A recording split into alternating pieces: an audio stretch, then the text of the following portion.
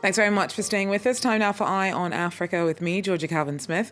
Tonight, Congo Brazzaville's president's re-elected with 88% of the vote. After 36 years in power, Denis Sassou Nguesso's return was expected.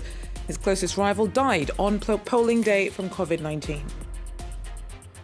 Also, after months of denying the presence of Eritrean troops in the conflict in Ethiopia's northern Tigray region, the country's prime minister admits they have crossed the border and, for the first time, acknowledges reports of atrocities. And a gold rush in eastern Cameroon tarnishes the ecosystem and endangers the country's last bloat of hippos. Several of the animals have turned up dead, and environmentalists have suspected that it is linked to badly managed and toxic mining operations. But first, the president of Congo Brazzaville has been re-elected with an overwhelming share of votes. Official results handed Denis Sassou Nguesso 88% of ballots, returning the 77-year-old for another term on top of his 36 years in power so far. His closest rival, Guy Brice Parfait Kolela, died of coronavirus just hours after polls closed on Sunday and received less than 8% of the vote. Sassou Nguesso's victory was expected. As one of Africa's longest-serving leaders, he has a firm grip on state institutions. This victory means Denis Sassou Nguesso could soon join the small club of leaders who have governed their country for more than 4 decades. So far, he's been president for a total of 36 years. The main opposition party, the UPADS, did not field a candidate in this election. 2 other opposition leaders, Jean-Marie Michel Mokoko and André Okombi Salissa, are behind bars, accused of undermining state security. This is what Sassou Nguesso had to say just after casting his vote on Sunday. Notre démocratie qui est dans ses premiers pas. On pourrait dire que notre démocratie est en bonne santé. Sassou Nguesso is a former Marxist who was trained in a French military institution. He first became president in 1979. He lost the country's first democratic election in 1992 to Pascal Lissouba. But he returned to power 5 years later, following a bloody civil war. In recent years, his supporters said he has played a major role as a mediator in several African conflicts. His country is oil-rich, but 43% of the population live below the poverty line, according to UN figures. Congo-Brazzaville is number 118 out of 180 countries in the rankings established by Reporters Without Borders. The 77-year-old leader rejects all accusations of being an authoritarian leader. 6 years ago, the constitution was changed. It now allows him to run yet again, and he could therefore, in theory, remain president until 2031. Well, for the first time, Ethiopia's acknowledged allegations of war crimes in the conflict in Tigray between federal forces and local fighters. After months of denial, Prime Minister Abiy Ahmed has also admitted that Eritrean troops have been operating in the northern region. He's distanced himself from claims that they were supporting Ethiopian soldiers and suggested that they were sent in because of Eritrean national security concerns. International worries about the brutality and humanitarian cost of the Tigray conflict continue to grow. Maria Gerth-Nicolescu tells us more.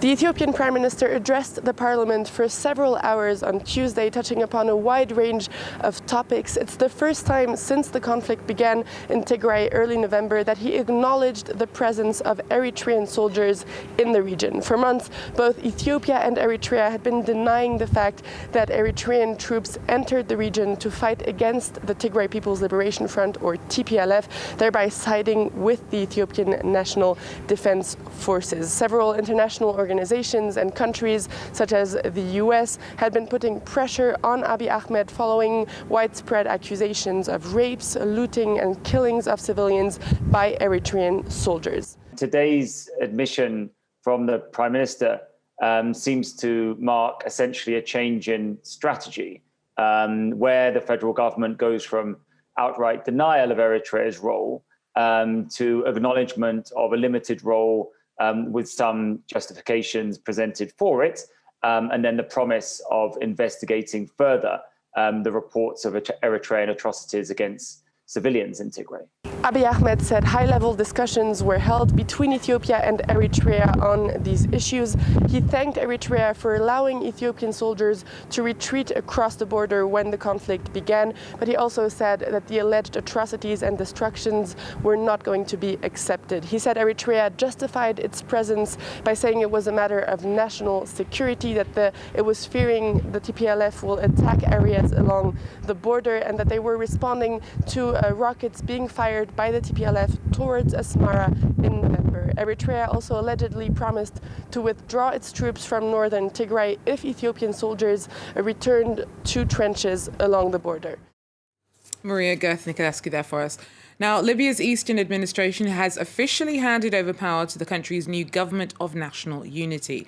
The GNU replaces both rival governments at the heart of political turmoil and violent conflict that split Libya since the ousting of President Muammar Gaddafi in 2011. Interim Prime Minister Abdul Hamid Dibeiba was sworn in last week. He and his cabinet will try to enact a UN-brokered roadmap to stability, which is due to see general elections on December 24th. And an American has been arrested in Uganda on suspicion of anti-government subversion. 63-year-old Guy Smith is a retired builder originally from Kentucky who's lived in Uganda for more than 20 years. Police say that he's being held in Kampala after he was taken by security forces from the western town of Fort Portal on Sunday. His family says that he's not politically active and have called for his release. Now, this year's seen a wave of social protest in Tunisia met with mass arrests. Unrest over the country's fragile economy and high rate of unemployment sparked harsh crackdowns, which rights campaigners say have led to arbitrary detentions and police violence. Our team investigates. In the poor Tunis suburb of Kram, Ayman and Rayyan are anxiously awaiting trial in April. They were arrested with other young people in January, even though they say they didn't go out to protest. 20 ساعة وباش تروحوا راكم باش نعدوكم البوشوشة راهو على حظر الجوالين بنا متعدين على حظر الجوالين ومن بعد كعدينا 4 أيام ولا 5 أيام بوشوشة المحامين غازرونا قالوا لنا راه موش اعتداء على حجر الصحي انتم متعدين على تكوين وفاق ورشق عوان الأمن بالحجارة وغلق مدينة. Ayman and Rayyan face up to a year in prison. For them, it's no coincidence that young people from poor neighborhoods were targeted. يركزوا على الأماكن الشعبية على خاطر الأماكن الشعبية هي اللي بدات منها الثورة وصارت منها الثورة. الشعب خرج من الأماكن الشعبية 2011 2012 والكرم وحي التضامن كلها خرج من الحياة الشعبية. The prison administration puts the number of people arrested between January and February at 968, of which half were released. Some are still awaiting trials. Human rights groups have denounced this security crackdown. الملفات الاقتصادية ما عندهمش حلول للملفات الاقتصادية والوضع السياسي يمشي معناه يتأزم شيئا فشيئا وبالتالي فالحكومة أصبحت عاجزة غير قادرة ما عدا بعض الأعمال الفولكلورية. The government says it's aware of the difficult economic situation. It met these groups, trying to reassure them. La réponse sécuritaire n'est jamais une réponse donc à toutes nos problématiques. Il faut se poser la question, par exemple, pourquoi tous ces jeunes ont fait ces demandes, ont manifesté pourquoi est-ce qu'on ne donne pas d'autres réponses? Cette question se pose à nous tous. So far, like past governments, the current one hasn't chosen an alternative response. A gold rush in eastern Cameroon has scarred the landscape and ravaged the ecosystem. Open pits left behind by informal miners are seldom filled in, and the mercury used to recover the precious metal pollutes the environment and endangers wildlife, including one of the country's last bloat of hippos. Several have turned up dead over the last year. Our team reports. Open pits on a riverbank, one of the countless gold mining sites along the Kadei River, home to one of the last bloat of hippos in eastern Cameroon. The hippo population in eastern Cameroon is in danger of becoming extinct. After several hours, just a few raise their heads above the water. Justin Jekoa, head of a nature conservation NGO, is at the river to count the animals. Today, only about 20 remain, compared to 110 years ago. Over the past 6 months, 3 of them were found dead here. The activist believes the mysterious deaths are linked to gold mining operations. L'hippopotame, c'est une espèce intégralement protégée, donc la population est en forte diminution, aussi bien au Cameroun qu'à travers l'Afrique centrale. Parce qu'avec les activités minières qui se font de plus en plus croissantes dans cette zone, leur habitat écologique devient de plus en plus fragile. C'est de là qu'il se trouvait. This local filmed the carcass of the last hippo that died by the river a few weeks ago. The community is worried. Nous, on se sent mal à l'aise puisque si les hippopotames là continuent toujours à mourir comme ça, là, même nos petits frères, nos petits-fils, même nos fils là, n'auront plus le temps de voir les hippopotames. Conservationists say mercury is the main cause of the hippos' deaths. Several mining companies in the region spew the toxic substance into the river. Justin tests water quality regularly and says it shows how harmful the element is to the ecological habitat. La turbidité de cette eau est très élevée et donc qui n'est pas propice notamment aux poissons et même aux hippopotames qui sont là. On peut voir des huiles qui traînent sur ces eaux-là et ces huiles-là sont des lubrifiants et donc toutes ces activités concourent à la dégradation de cette eau. Ecologists have raised the alarm, pointing out the devastating cost of the gold rush for the area's priceless biodiversity. So sad.